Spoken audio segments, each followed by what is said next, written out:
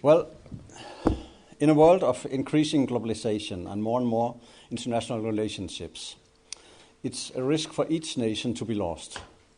Also, the fact that more and more nations emerge from year to year will contribute to the fact that a country must make bigger and bigger efforts to be seen and heard.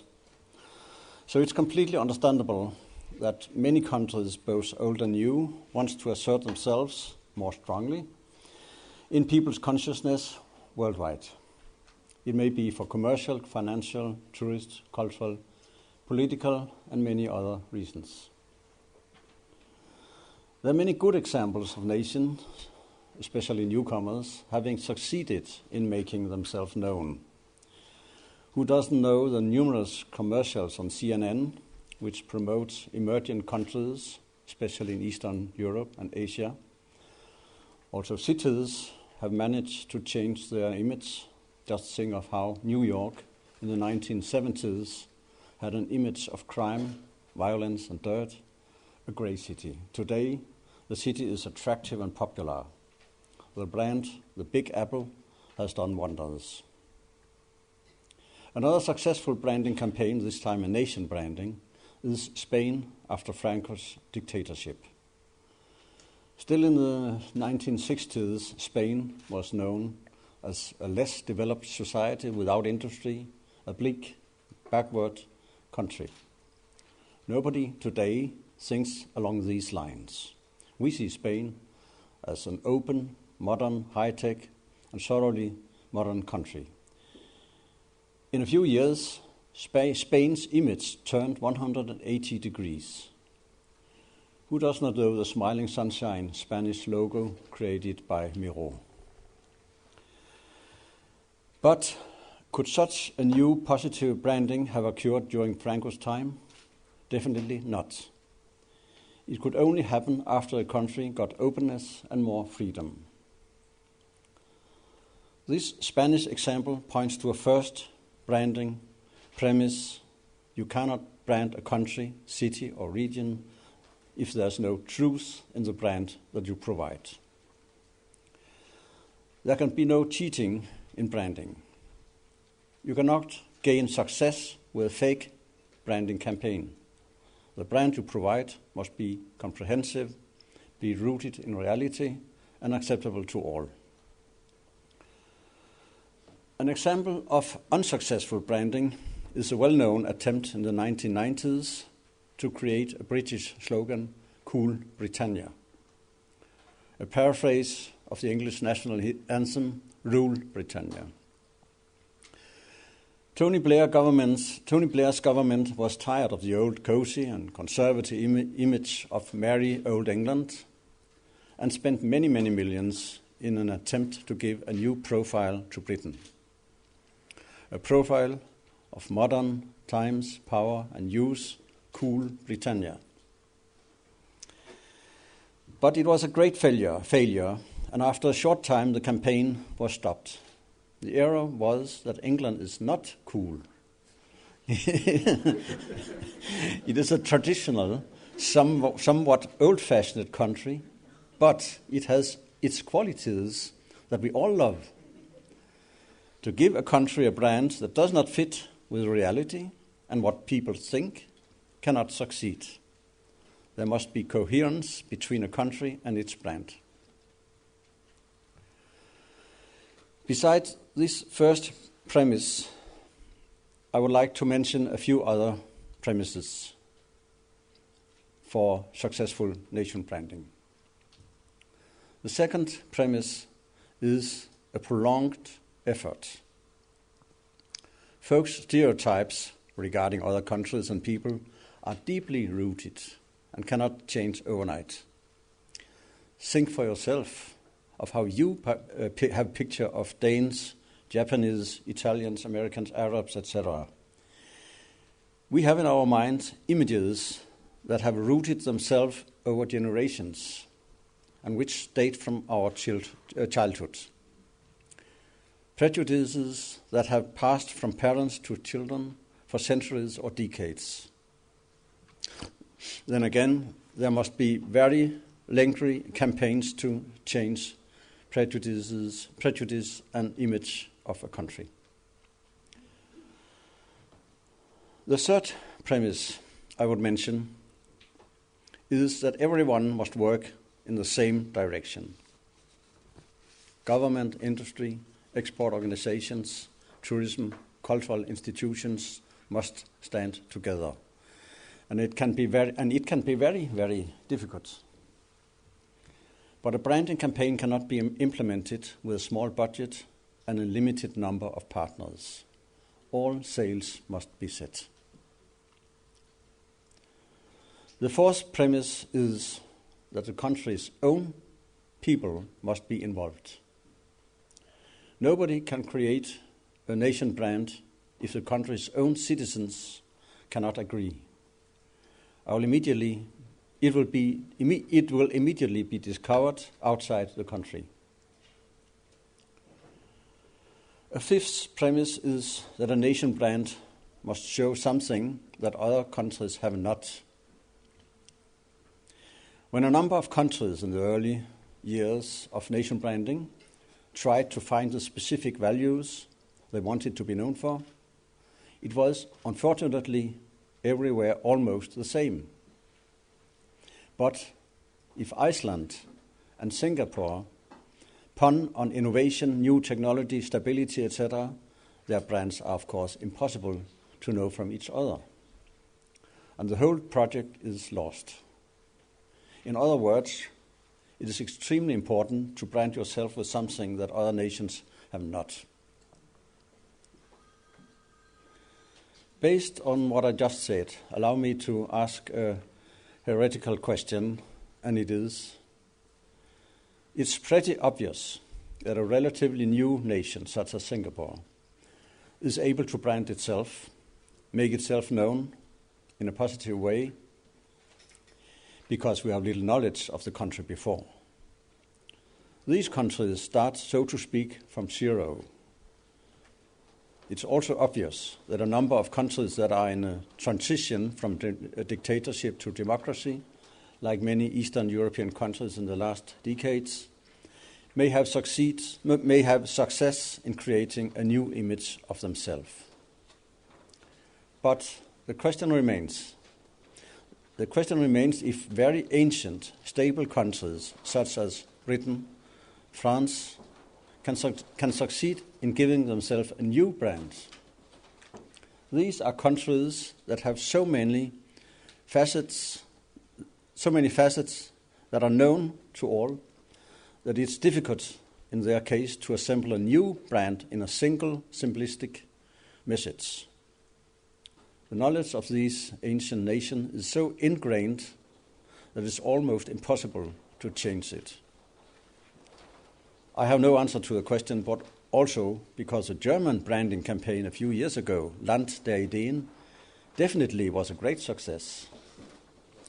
But I submit the question for consideration and discussion later on.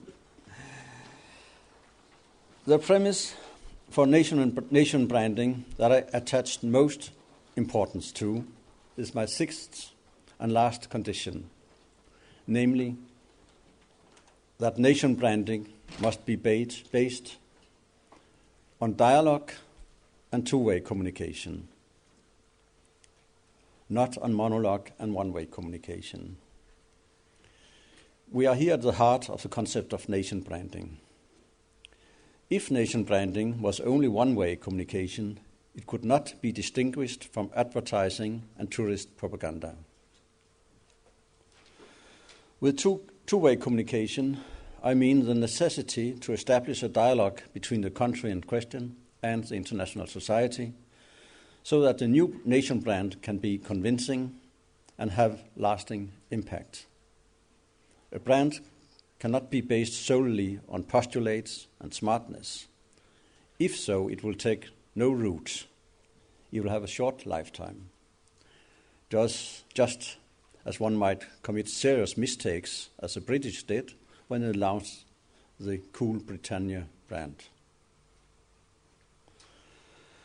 A national brand must be built on and developed in a continuous dialogue with serious foreign partners. One should initially initially invite central placed persons to dialogue meetings to test one's branding ideas and experience how the world outside is looking at one's own country. By branding, it's important to listen and listen and listen, and not just to talk. When a brand is established, it's important to develop and disseminate it in constant contact with foreign countries. What I mean is, first and foremost, that journalists should be invited into the country to learn to know it, and at full liberty write home to the media what they feel and think. It's 10 times more convincing for a population that it's their own countrymen, their own journalists who bring the message further, than if it was just nicely printed propaganda material or beautiful video movies. But it's of course not just journalists who should be invited to the country during the development process. It is also persons from other key areas, politicians, professors, businessmen, artists, and cultural personalities. And with invitation, I mean obviously not luxurious prestige sightseeing tours, but invitation to communication and discussion in smaller meetings, conferences, and working groups.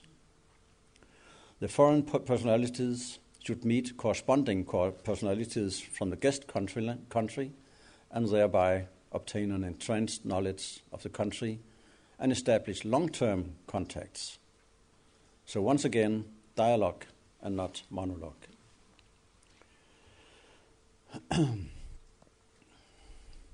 What key persons who enjoy confidence in their homeland tell their compatriots is much more serious than the promotion of tourism.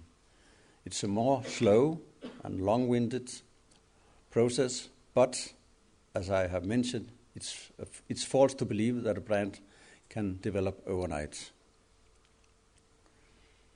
Two-way communication and dialogue are, in my opinion, fundamentally different from advertising and tourist campaigns. Before I go further to the last part of my paper, cross-border regional branding, I would like to call your attention to an aspect of branding that is not often mentioned. We have nation branding, we have place branding, city branding, regional branding, but you could also talk about branding of groups or populations. Let's say the Kurd population or the Eskimos. Here I would like to mention a political group, the Al-Qaeda, in relation to the concept of branding. This was one of the themes in the newly held conference on public diplomacy at Wilton Park, in which I participated. Allow me to quote from the report of this conference. Al-Qaeda's defining failure has been its inability to generate widespread mobilization, and it is now forced to recruit individually or in low numbers. In order to do this, it has to continually inflate its global brand, and as a result, it is Al-Qaeda's very illegitimacy that attracts would-be adherents. Al-Qaeda recruits thrive on narratives that portray themselves as marginalized, victimized outsiders and underdogs against majorities. To treat Al-Qaeda as a military army would be to miss the point, as its threat depends almost entirely on its soft power and the power of its global brand to inspire. If it is one-person organization, it's 99% brand, Al-Qaeda.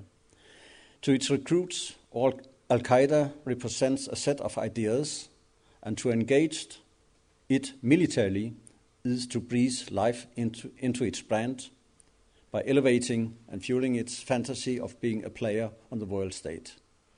Quote end. and the report ends later. The war on terror can only be won when the terrorist recruitment cycle has been broken and the Al-Qaeda brand is no more. So much for branding in a political and military context.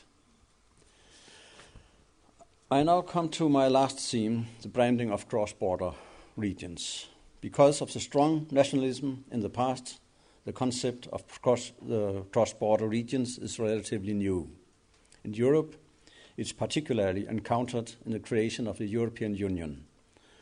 As is well known, it's one of the EU's main objectives to strengthen the regions in Europe. As cross-border regions almost are new, different from 1,000-years-old nations, they have obvious an advantage in branding campaigns. One does not stumble into rooted prejudice, and the world is normally very interested in hearing what is new. But there's also a negative aspect that makes it difficult to brand a region.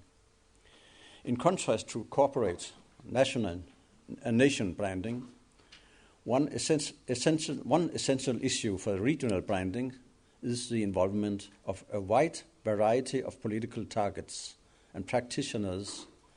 You are to work with both regional and national authorities, two governments, two administrations, two tourist organizations, etc., etc. And you have to do with two different mentalities, two different populations. Problems that I will come back to.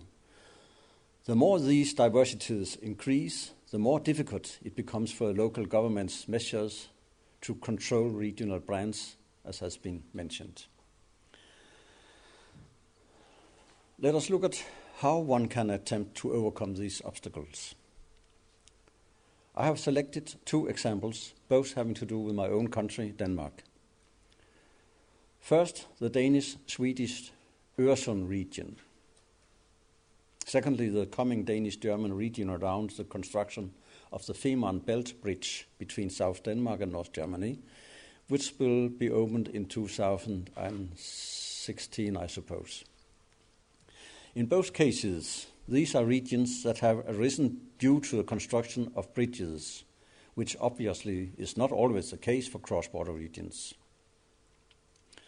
The Øresund Bridge, linking Copenhagen with Malmö, was completed in the year 2000, and without the bridge there would today be no question of any common region between Denmark and Sweden. In geographical terms, the Øresund region is weakly defined, but in its most comprehensive definition it consists of 3.5 million inhabitants and is the region in Scandinavia with the densest population. Of the approximately 15 million persons living in Denmark and Sweden together, 25% live in the Øresund region.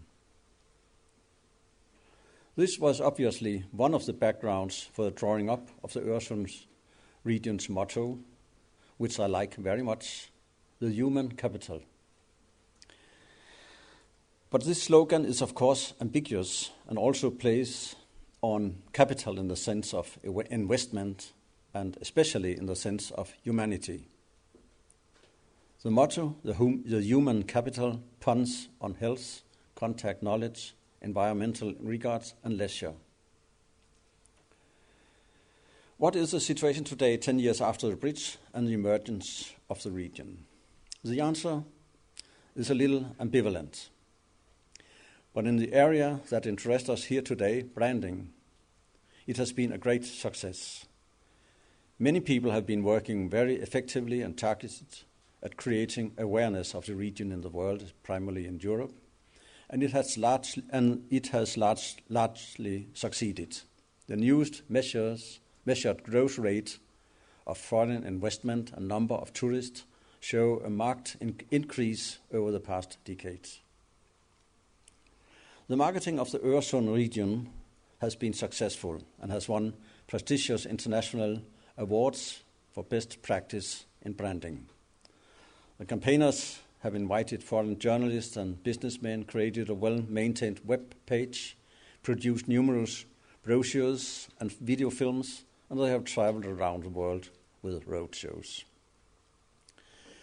In my eyes, it has been of greatest importance that the Øresund region is marked on the background of its unique factors and quality, the human capital, which points towards some of what the Scandinavian countries, rightly or wrongly, are already known for: good social conditions, good environment, good opportunities for recreation, and friendly people. As I mentioned earlier, it is vital that branding focuses on characteristic of a country or place, of the country and place you want to brand, and that you don't just want to create just another Silicon Valley. What has not been a big success in the Øresund region has been the creation of a common regional consciousness in the two populations. It is my opinion that this is a matter of time, but it's clear that it's in this area we are now concentrating our efforts. It has been more difficult than anticipated to harmonize the legislation between the two countries in areas such as employment, tax, business, so that citizens freely can work where they want, live where they want, study freely in the region's 15 universities and colleges, etc. Moreover, the tax you have to pay crossing the bridge is still too high and prevents a more rapid integration. The success of the Øresund region is thus a success with small modifications. Internally, it will be important in the future to create more common feelings of identity, which will come about mostly by political initiatives to make harmonization easier. As I have said before, in branding, everyone must work in the same direction. Externally, one must continue to brand the region based on its own unique qualities and not just copy best practice from elsewhere. It's a lengthy process, and so is all branding. The second cross-border region I would like to talk about does not exist. But in less than 10 years, a new bridge is completed linking northern Germany with southern Denmark, the bridge across the Femern Belt, roughly where today the ferries between Puttgarden and Rødby are sailing. Many Danish-German branding forums for this region are already working.